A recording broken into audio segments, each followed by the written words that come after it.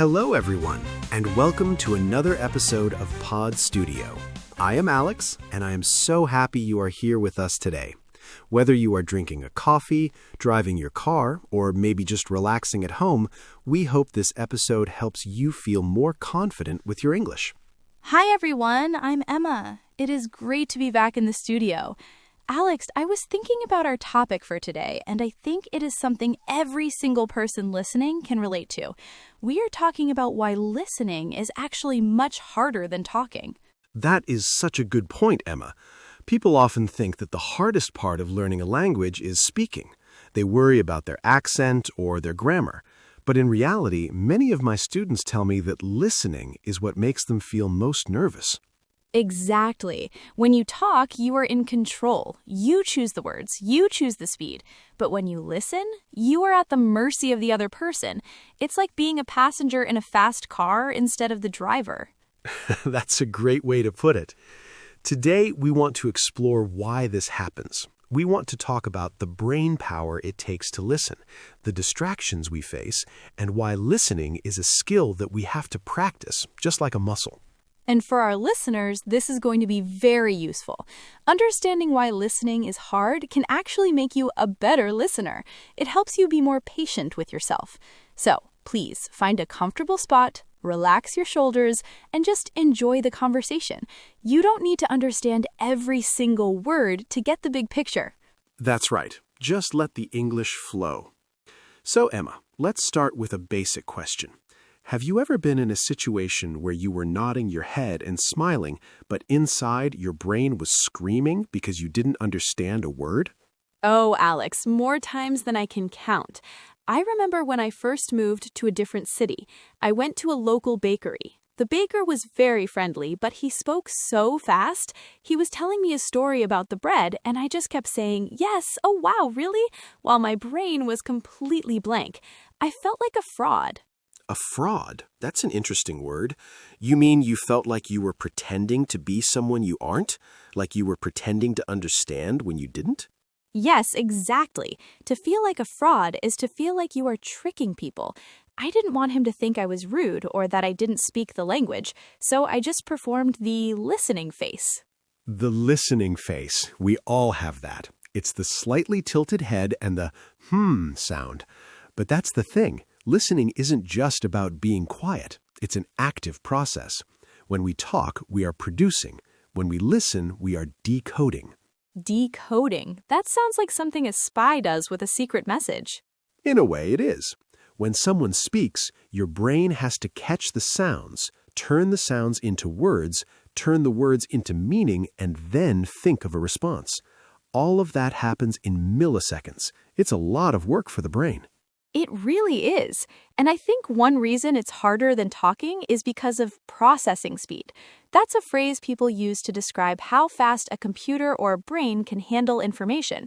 If the speaker's mouth is moving at 100 kilometers per hour, but my brain is only processing at 50 kilometers per hour, there is a crash. A total traffic jam in the head. And unlike a book, you can't usually rewind a real person. Well, you can ask them to repeat, but if you do it 10 times, it feels a bit awkward. Right, awkward. That means uncomfortable or a bit embarrassing. If I ask you, "What?" every 5 seconds, I start to feel awkward. I feel like I am bothering you. So instead, I stop asking and I start guessing. And that is where the trouble begins. Guessing is good, but it's exhausting. You're trying to fill in the gaps. It's like trying to finish a puzzle when half the pieces are missing. I think another reason it's so hard is because of fillers. You know, those little words people use like like, or you know. When we talk, we don't notice we're using them. But when we listen, especially as language learners, those words can be very confusing. Definitely.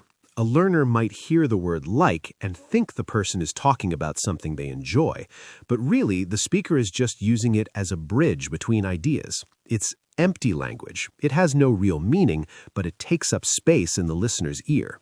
I find that very frustrating. Sometimes I spend so much time trying to translate a filler word that I miss the actual important information that comes next.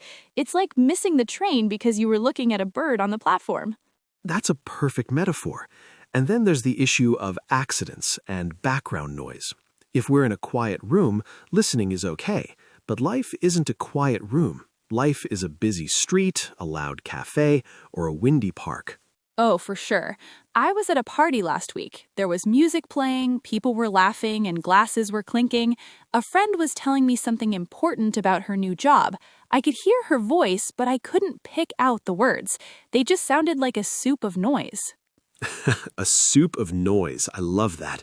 When sounds are all mixed together and you can't find the edges of the words. That's actually a scientific thing called the cocktail party effect.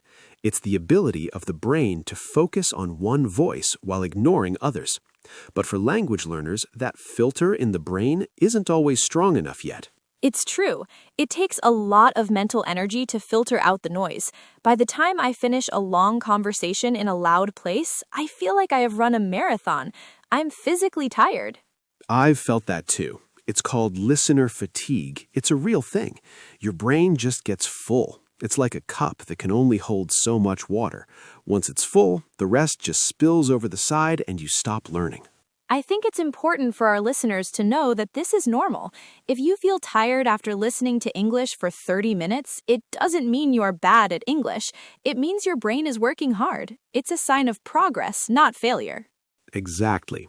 And let's talk about the difference between hearing and listening, because they aren't the same, are they?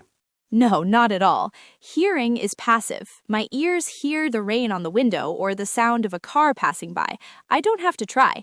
But listening is an intentional act. Intentional means you are doing it on purpose. You are making a choice to focus. Right. And that choice requires attention. But our attention is very fragile. It breaks easily. If I'm listening to you, but then I suddenly think, oh, did I turn off the oven? Or I need to buy milk later, I've lost the thread of the conversation. Lost the thread. That's a common expression, isn't it? It means you have lost the connection to what is being said. You don't know where the story is going anymore. Yes.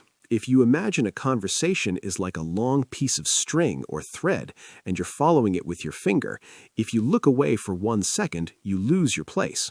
And in a second language, it's much harder to find the thread again. I think another reason talking is easier because we are egocentric sometimes. Now, that sounds like a mean word, but it just means we are focused on ourselves. When I talk, I am sharing my thoughts, my feelings, my stories. It feels good. It's expressive. That's true. Talking is active and expressive. It's a way of showing the world who you are. Listening is receptive. It's about taking in someone else's world. It requires you to be quiet, not just with your mouth, but with your mind. That's the hardest part, being quiet with your mind. Usually when someone else is talking, we are already preparing our answer. We are thinking, oh, I have a story about that too, or I disagree with that. While we are busy thinking of our response, we stop listening to what the other person is actually saying right now. Guilty. I do that all the time. I think we all do. We want to be part of the conversation, so we jump the gun. Jump the gun? What does that one mean? It comes from races. You know when the runners start moving before the official starting gun fires? To jump the gun means to do something too early. In a conversation, it means you start forming your opinion or your answer before the other person has even finished their sentence. I do that a lot when I'm nervous in English. I'm so worried about what I will say next that I miss the last half of the other person's sentence. Then, when I finally speak, my answer doesn't really fit what they said. It makes the conversation feel a bit clunky. Clunky is a great word for that. Like a machine that isn't oiled well. It doesn't move smoothly. A smooth conversation is like a dance. Both people are moving together. If one person isn't listening, they're stepping on the other person's toes. So, Alex, what do you think about visual cues? You know, things like hand gestures, facial expressions, and body language. Does that make listening easier or harder? Oh, it definitely makes it easier. About 70 to 90% of communication is nonverbal. If I see you smiling and waving your hands, I know you're excited, even if I don't know every word. That's why talking on the phone is so much harder than talking in person. Oh, I hate talking on the phone in English. It's my biggest fear. You have no visual cues to help you. You can't see the person's lips moving, and you can't see their eyes. It's just a voice in your ear. It's pure listening, and it's very intense. It really is. And on the phone, the audio quality isn't always perfect. There might be static, that crackle sound on the line, or the signal might drop. It adds another layer of difficulty. It's funny because we are doing a podcast, which is also just a voice in someone's ear. But hopefully we are speaking clearly enough that our listeners don't feel that phone stress. I hope so. We're trying to be listener-friendly. That means we're thinking about the person on the other side. We're using a clear pace, not too fast, not too slow, just a steady rhythm. A steady rhythm is so helpful. When someone speaks with a steady rhythm, it gives the listener time to catch up. If the rhythm is irregular, fast, then slow, then a long pause, it's much harder for the brain to predict what is coming next. Prediction is a huge part of listening. Our brains are always trying to guess the next word. If I say, I'm going to the store to buy some, your brain probably thinks milk or bread or food. If I say elephants, your brain has a little shock because it didn't predict that. I would be very surprised if you went to the store to buy elephants. But you're right. When we listen in our native language, we are experts at predicting. We only need to hear about 50% of the sounds to understand 100% of the meaning. Our brain fills in the rest automatically. Exactly. But in a new language, we don't have that database of patterns yet. We have to hear 90% or 100% of the sounds to understand. That is why it feels so much more difficult. We're doing raw work instead of using shortcuts. Shortcuts. I like that. A shortcut is a quicker way to get somewhere. Our native language is full of mental shortcuts.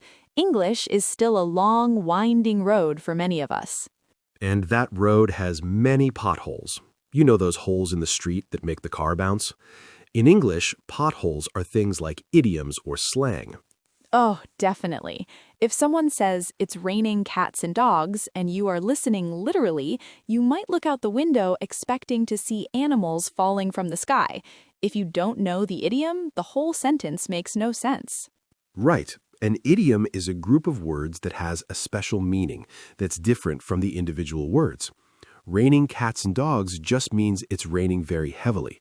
But as a listener, if you hear that for the first time, your brain stops. It pauses to think, wait, cats? Dogs?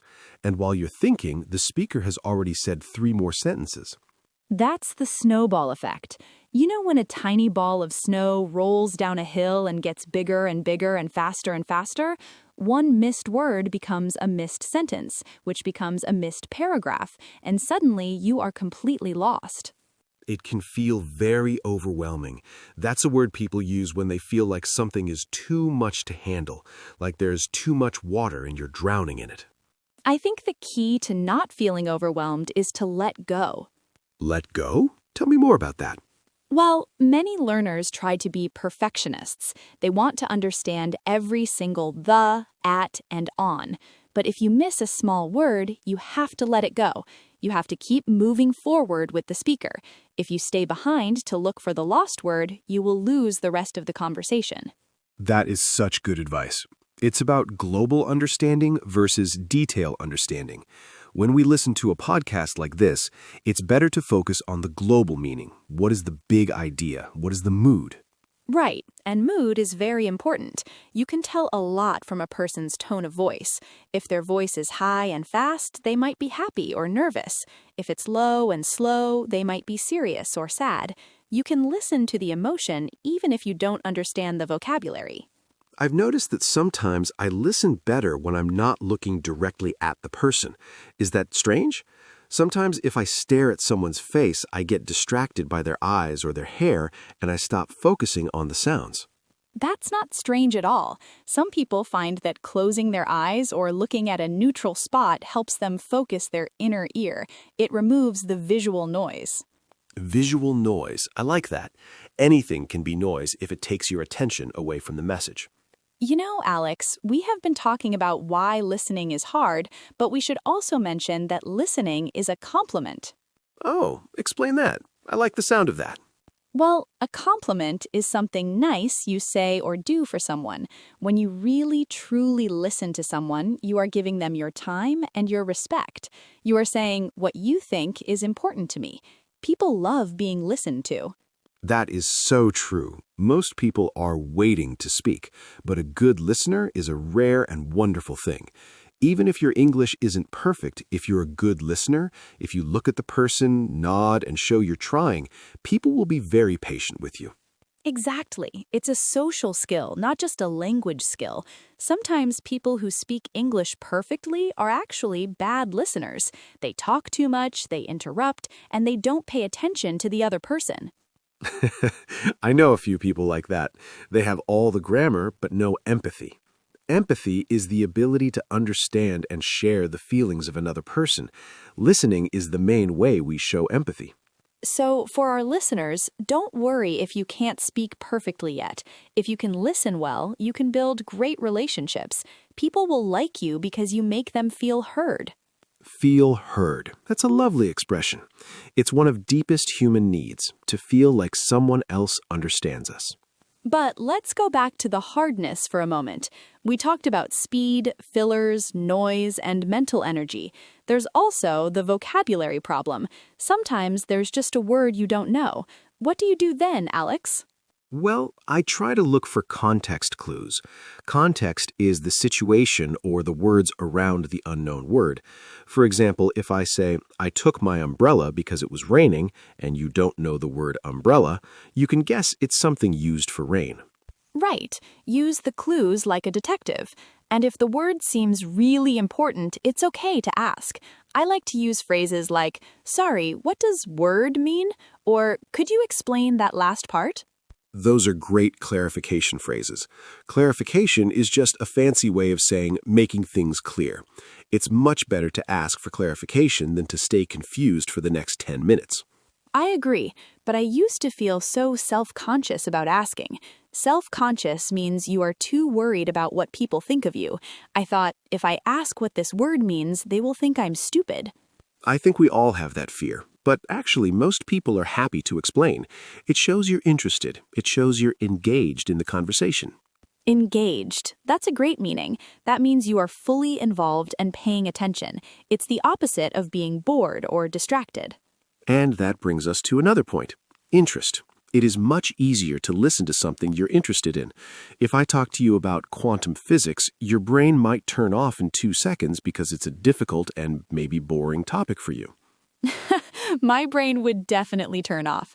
I would hear blah, blah, blah physics. But if you talk to me about travel or cooking or movies, I am all ears. All ears. That's a great idiom. It means you're listening very closely and you're eager to hear more. I think for language learners, this is a great strategy. A strategy is a plan to achieve a goal. If you want to practice listening, listen to things you already like. If you love football, listen to a football podcast in English. You already know the context, so the listening becomes easier.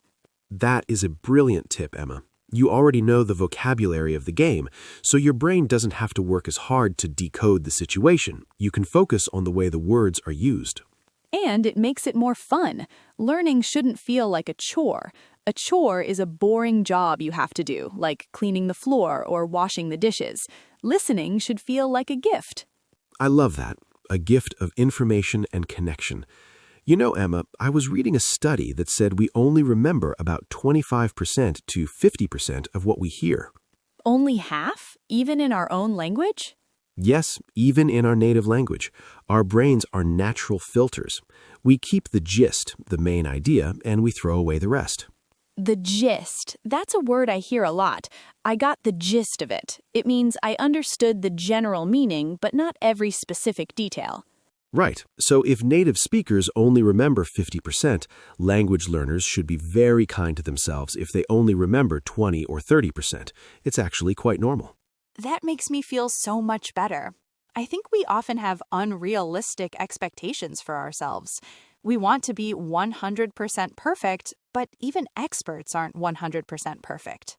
Exactly. Unrealistic expectations are like trying to fly by waving your arms. It's just not going to happen, and you will only get tired and frustrated. So we have established that listening is hard because it's fast, it's full of noise, it requires a lot of brain power, and we have to let go of perfection. But why do you think people still say talking is harder? I think it's because talking is public. If you make a mistake while talking, everyone hears it. It feels exposed. If you don't understand something while listening, it's private. No one knows what is happening inside your head unless you tell them. That's a very deep thought, Alex. Talking is a performance, but listening is a journey. Exactly. And on a journey, you can take your time. You can observe. You can learn the lay of the land. The lay of the land, another nice expression. It means the general features of a situation or a place. When you listen, you are learning how the language really sounds, not just how it looks in a textbook. Textbooks are so clean. The people in textbooks speak perfectly. They don't have accents, they don't cough, and they never use or But real life is messy. Real life is very messy. People speak with their mouths full of food, or they turn their heads away, or they change the subject in the middle of a sentence. And that's why Pod Studio is here. We want to give our listeners a bridge between the clean textbook and the messy real world.